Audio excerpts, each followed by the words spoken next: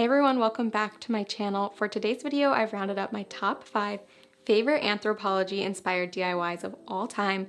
I love doing these, so I can't wait to share them with you, so let's go ahead and get started.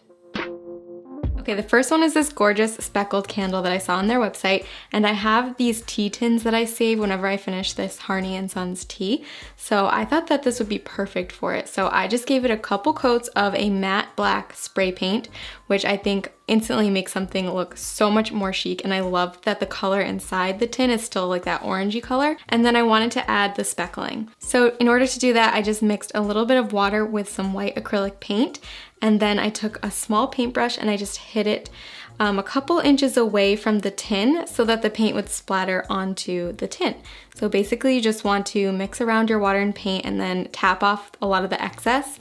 And then you can take your brush, hit it, and just sort of see that speckling pattern go right onto it. And you want to hit it fairly lightly because you don't want like big drops of paint to hit it. You want like this really nice light speckled pattern. And you can practice this on just a piece of paper before you actually do it on your tin or whatever you're using so that you know the technique and you can get it the way that you like it. So while that was all drying, I melted some candles on the stove just in a little pot of water so that I could get my wax.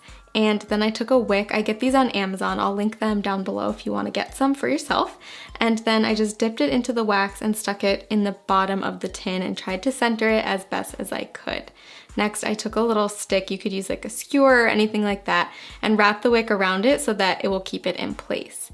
Then take your wax and just pour it right into the tin. And this was perfect because these were some candles that were the same scent but that I'd burned down quite a bit. So I just mixed them together and they filled up the tin perfectly to the top. Then I set the whole thing aside and allowed it to cool. And once it was ready, I just trimmed the wick and I had a gorgeous candle.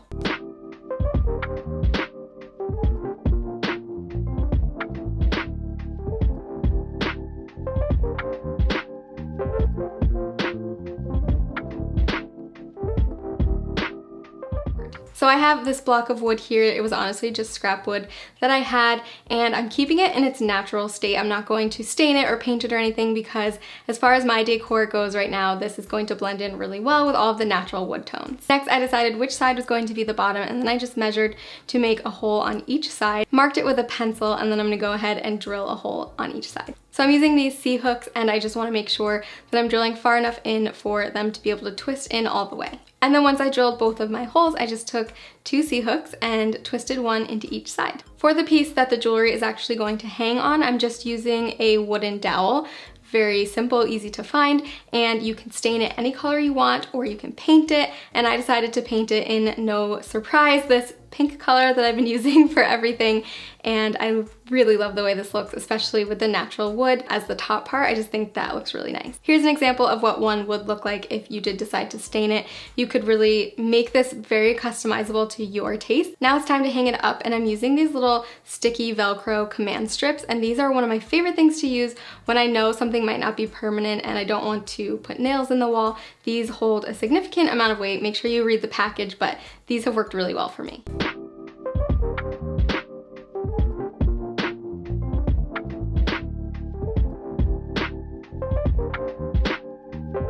You guys know that I love creating my own artwork when I can, so when I saw this 3 Palms print from Anthropologie for $248, I knew I had to try it out for myself. I pulled the picture up on my phone for reference and very roughly traced out the shapes on a thick piece of paper. The fun part about this one is that the original is kind of funky. The trunks of the trees are by no means perfect. They're almost a little wavy and misshapen, so that helped me out a lot because I didn't feel like I had to be really precise here. I just took my time and had fun with the process. To make the palm fronds, I twisted my paintbrush in an arc lightly to create these wispy shapes. Overall, I'm really happy with how this turned out. I think it's almost identical to the original. I popped it into a gold frame like the one in the inspo picture, and there you have it.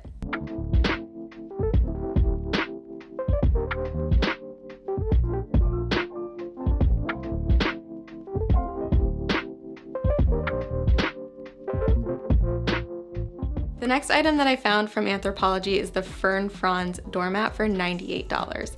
And I've been wanting to replace our doormat for a while, so this seemed like a good choice since I really like the simplicity of it.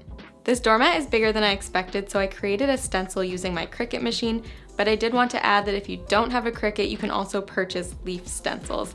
I actually have a pack of these from the craft store. I think I picked them up at Michael's, but for this I wanted to create a custom design. I transferred my stencil to my doormat and then used the original image as a guide to stick on the little pieces that separate the leaves.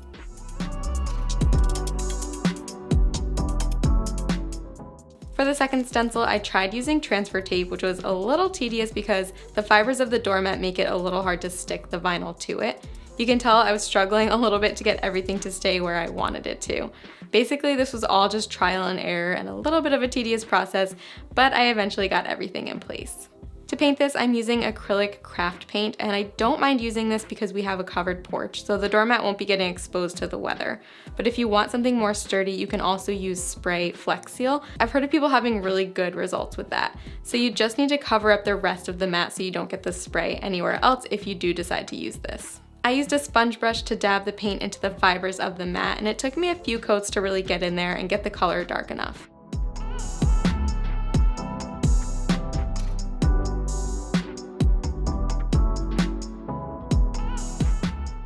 I did a few touch-ups here and there to make sure that everything was fully covered. And I realized that I wanted to add one more fern design to connect the two sides a bit more. So I added another smaller fern and painted that as well. Then I carefully peeled the stencils away and my design had transferred perfectly. This was a really easy project and I love that you don't need any expert skills to achieve this look.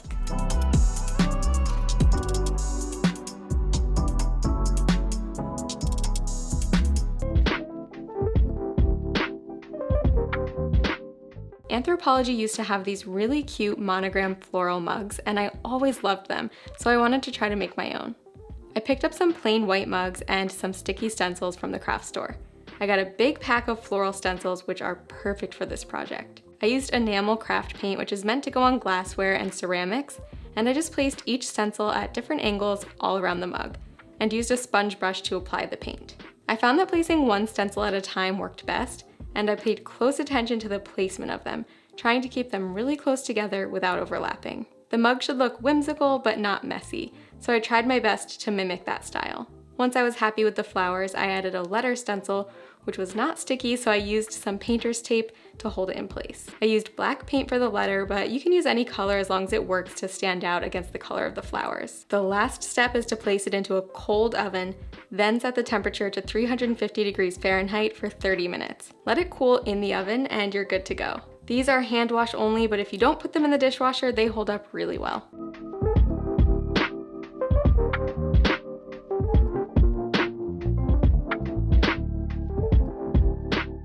Let me know in the comments down below which one of these DIYs was your favorite today, and as always, make sure you're subscribed to my channel and hit that bell notification so you get notified every single time I upload a new video.